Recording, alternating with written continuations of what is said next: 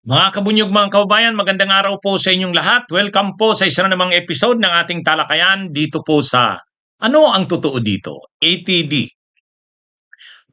Kailangan pong pag-usapan natin ano ang totoo sa mga balitang ito, ano ang totoo sa mga isyong ito, dahil naniniwala po tayo ang katotohanan o ang veritas ang magpapalaya sa ating bayan. Okay?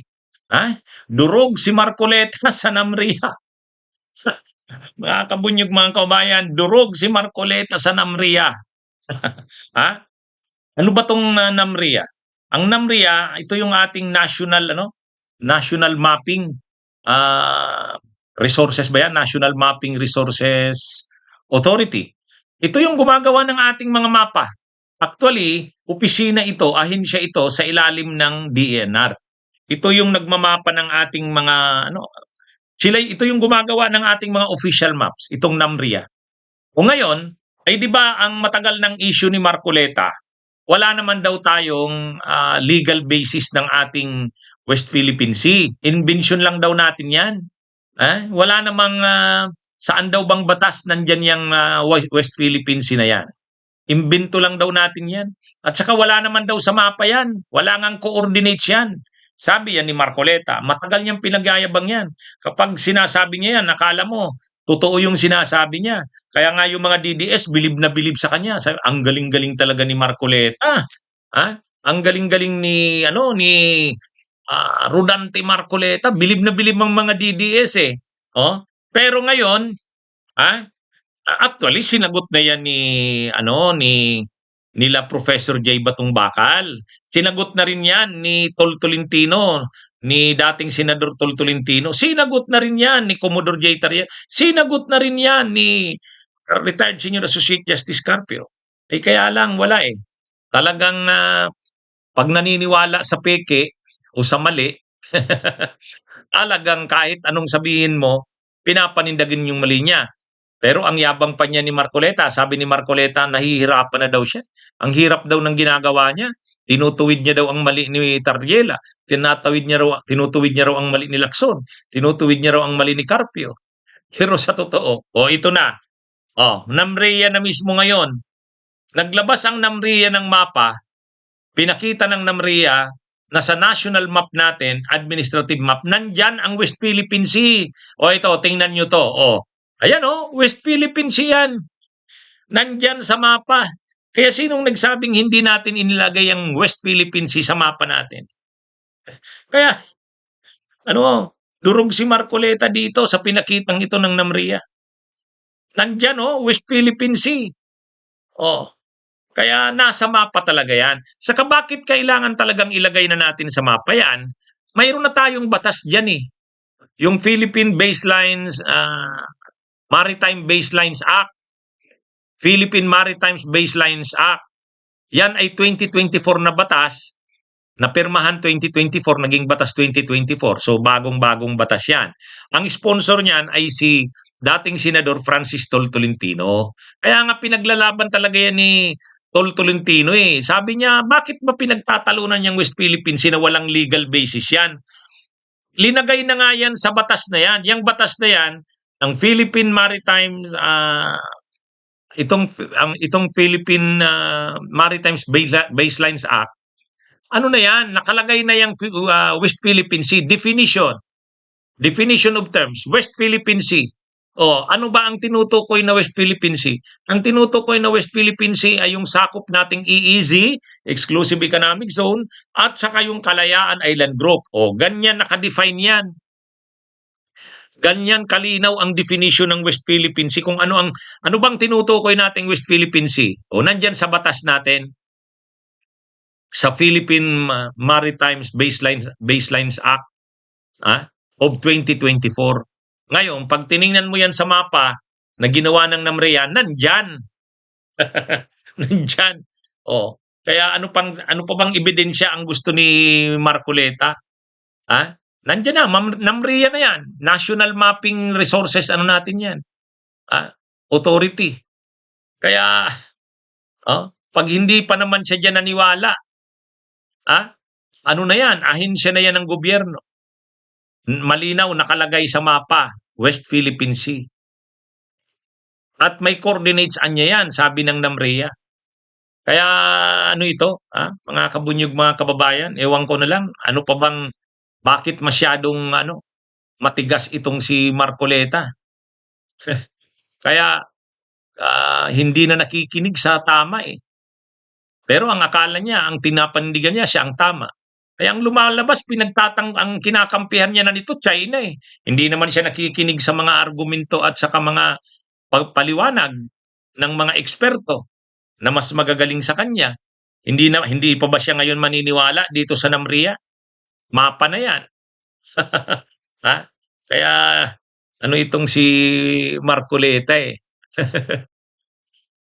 Kaya tapos sinasabi nila Ruben Padilla, hindi naman daw sila pro-China. Ay ang pagiging ano nila, kikipag-away nila diyan sa kanilang mga paniniwala na 'yan. Ano pang lumalabas niyan, ay di pro-China sila. Kasi sa halip na ipagtanggol nila ang ating mga posisyon, na pinagtibay na rin naman 'yan ng Arbitral Award ng 2016. O nakalagay na 'yan sa ating batas. Ang dami ng batas na naglalagay niyan, nakalagay din sa mapa ng NAMRIA. O bakit hindi pa tanggapin nila Marcoleta? Ini-insist pa rin nila yung kanilang paniniwala. At sasabihin nila sila yung tama. Pagod na raw siya katutuwid kila Carpio, kila Tariela at kila Lacson. Awang ko. Pero yan yung parang sinasabi ni Sara Duterte gagawin niyang vice Hindi naman pinangalanan ni Sara Duterte. Pero ayon sa mga DDS, ang tinutukoy daw ni Sara doon, si Rodante Marcoleta, ay matindi yan. Pag yan yung panglaban ni Sara sa Vice President, pareho na talaga sila tudong pro-China. Wala na. Wala nang mangyayari sa bansa natin. Pro-China na talaga ang presidente, ang vice, kung manalo si Marcoleta. Anyway, mga kabunyog, sana naman hindi. Nagyabang kasi, lalong lumaki ang ulo ni Marcoleta nung nanalo eh. O syempre sa survey, di ba ang layo niya? Tapos nanalo. O di lalo ngayong lumaki ang ulo. Lalong naging arrogansya, grabe. Kaya anyway, ang at least dito sa nilabas na ito ng NAMRIA, ano na 'yan? Sampal ito kay Marcoleta eh. Yung sinasabing walang West Philippine Sea sa mapa, walang coordinates. Sabi ng ng NAMRIA, mayroon. O ito. Kaya ano 'yon? Hindi pa rin ba siya diyan maniniwala? NAMRIA na 'yan. Yan na yung ahensya natin para sa paggawa ng mga mapa. O hindi mo pa ba paniniwalaan 'yan? Pag hindi pa siya diyan naniwala, nag-insist pa rin siya kung ano yung pinaniniwalaan niya. Ay, ewan ko na lang. Anong klase na 'yan? Ang dami ng nagsasabi, na kung ano talaga ang totoo sa West Philippine Sea. Si Marcoleta na lang yata ang hindi pa naniniwala eh. Sabi nga ni retired Senior Associate Justice Carpio, yung 9 dash line ng China, si Marcoleta lang yata ang naniniwala diyan. Pag 9 dash line ng China, naniniwala si Marcoleta ayon kay Carpio. Pero dito sa mga pinakikitang ito ng NAMRIA, wala. Hindi pa rin. Mga kabunyog, mga kababayan, mayroong isang pagtitipon sa Bulacan. Mayroong isang pagtitipon na nandun siyempre si Sani Angara dahil siya yung secretary ng DepEd, nandun si PBBM, nandun din si Gloria Arroyo. Bakit nandun si Gloria Arroyo? Kasi yung event na yon sa Bulacan, kasama rin yung mga teachers galing ng Pampanga. Ay libong teachers yun eh. So marami, public school teachers from Bulacan and Pampanga. Kaya nandun si PBBM, nandun siyempre siya, pinaka-guest si PBBM. Nandun si Angara, dahil siyang DepEd. Inimbitahan din siguro si Gloria kasi congresswoman yan ng Pampanga at maraming mga public school teachers sa Pampanga ang pumunta. Kaya lang ang nakakuha ng atensyon doon, yung parang inisnab ni PBBM si GMA. Parang inisnab ni PBBM si GMA. Yun ang nakakuha ng atensyon. Kasi doon sa stage, nakatayo sila. lahat ng nandun sa stage, nakipagkinamayan ni PBBM. Sabagay, si GMA kasi hindi naman nag-initiate makipagkamay kay PBBM. Pero yung mga katabi ni GMA, kinamayan ni PBBM eh. Kinamayan, linagpasan si GMA. Hindi naman kasi nag-offer si GMA ng kamay niya. Oh. Pero dapat si PBBM napansin niya na 'yon. O bakit si GMA hindi ano, parang tuod doon na at nakatayo lang, ayaw hindi naman nag-o-offer ng pakikipagkamay kay ano, magkakatabi sila, magkakatabi sa stage. Oh, yung lahat ng katabi ni GMA kinamayan si PBBM. Pero si GMA hindi nakipagkamay kay PBBM. Si PBBM din hindi rin nakipagkamay kay GMA. Ano bang nangyayari? Ha? May kaugnayan na ba ito sa tumitinding ano ngayon para sa 2028? Alam naman nating si GMA identified kay Sara Duterte. ha? Identified kay Sara Duterte. Pero ang sabi naman ng media, hindi. Pagdating ni PBBM, yung sumalubong sa kanya, siyempre nakalinya yan. Lahat ng nakalinya doon, nakasama na si GMA, kinamayan naman ni PBBM. Ay pero ano yon dahil si PBBM yung nag-isa-isang nagkamay. Pero yung sa stage, kitang-kita, hindi. Hindi. Anyway, hindi natin alam kung ano nga ba talaga ang nangyayari. Ano na ba si PBBM? Medyo dumidistansya na talaga kay Gloria. Ha? Ganun din ba si Gloria? Parang civil na lang ang pakikiano kay PBBM? O kasi alam naman natin, identified talaga si Gloria kay Sara. Ay si Sara ngayon, ano na, nag-declare ng tatakbo daw siya sa 2028. Tapos nagiging ano na, palaban na talaga sa Marcos. Ang tanong, ano bang stand ni GMA? Ah, parang makikita mo na doon sa isnaba na 'yon, mayroon na talagang ano mainit na talaga para sa 2028 ano. Kitang-kita talaga kasi lahat ng katabi ni GMA nakipagkamay kay PBBM at kinamayan ni PBBM. Si GMA lang nakatayo, wala. Hindi kinamayan ni PBBM, si GMA rin hindi rin nakipagkamay kay PBBM. Hindi natin alam. Ano na ba ito? Manifestasyon na ba ito ng ano, ng mga posisyonan? Ha? Nagmamanifest na ba dito yung posisyonan sa 2028? Mukhang talagang napapaaga ang posisyonan sa 2028, ano? Mukhang napapaaga. ha? Tulad niyan, may mga isnaba na, may mga isnaban. Ang media pa naman, laging nakukuha kagad yan. Actually, yung media yung nakapansin yan eh. Media kagad ang nakapansin yan. Kaya sabi ng media, mukhang may isnaba na nangyari o nangyayari. Wala namang reaction si GMA doon o hindi naman siya tinanong kung ano yon. Pero kitang-kita kasi, alam naman natin na si GMA nga, tahimik lang yan si GMA, parang hindi lang yan nagsasalita. Pero alam naman natin, kahit si Sara, inamin niya naman, ang mentor niya ay si Gloria. Si Gloria, ano naman yan, magaling yan maglaro sa politika. Siyempre, hindi pa yan makikipaglaban sa Marcos. Kasi kailangan niya pa ang congresswoman pa siya, kailangan niya ng mga pondo. Kapag pumalag siya sa Marcos, pumusisyon na siya na Sara talaga siya. Baka tipirin ng pondo ng Pampanga. Siyempre, mamumroblema niyan si GMA. Kaya hindi pa siya pwedeng pumalag sa administrasyon. Hindi na lang siya magiging mainit ang pakikitungo pero hindi siya lalaban. Ngayon, yung naging ano doon, makikita mo, hindi naman siya, siyempre nandun pa nga siya eh.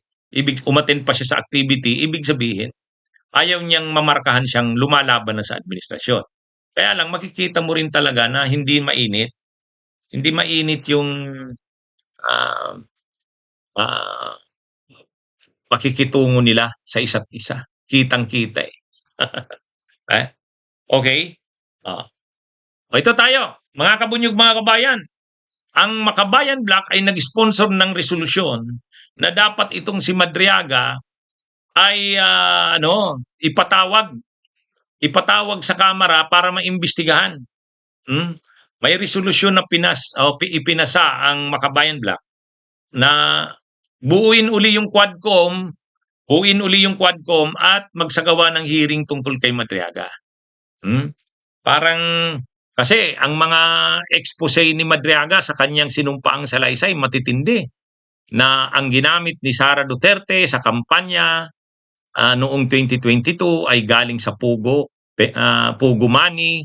Siya pa, ayon kay Madriaga, siya pa ang kumukuha ng pera at siya ang nagdi-distribute nito sa mga grupo na tumutulong kay Sara. Siya yung kumukuha na tumulong kay Sara. Siya yung kumukuha sa mga Chinese na nag-ooperate ng mga pugo, illegal na pugo. Ito yung ginamit na pondo sa kampanya ni Sara noong 2022. Seryoso yan. Seryosong aligasyon yan. Isa pa, yung confidential funds, siya rin. Siya rin ang nag-distribute noon. Sabi ni Madriaga, pagka-incas ng mga tao ni Sara, binigay kila La Chica at Nolasco, tapos tinawagan siya ni La Chica. Marami. Kaya sabi ng Makabayan Black, dapat yung Quadcom, kasi yung Quadcom talagang matindi mag-imbestiga. Matindi mag-imbestiga yung Quadcom. Kaya sabi ng Makabayan Black, dapat buhayin uli yung Quadcom. Tapos isa yan sa imbestigahan, yung tungkol kay Madriaga.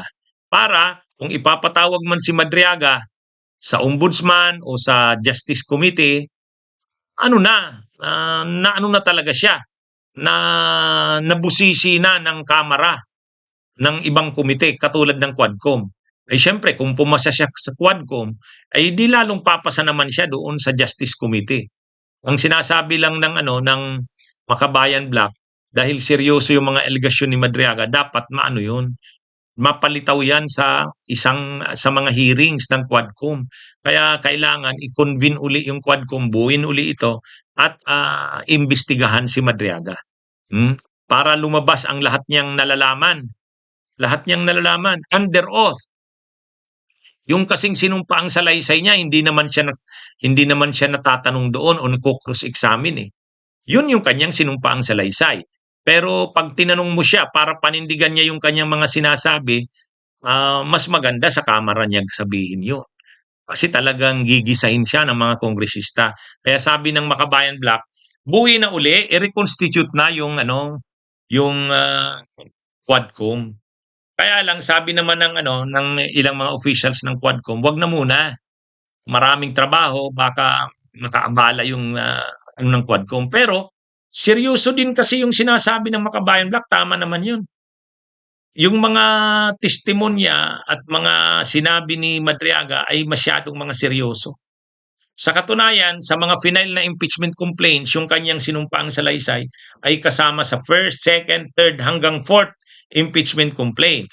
So, dapat talaga mapanindigan ni Madriaga yon. At pinakamaganda, mapalabas ang kanyang lahat ng nalalaman sa Quadcom.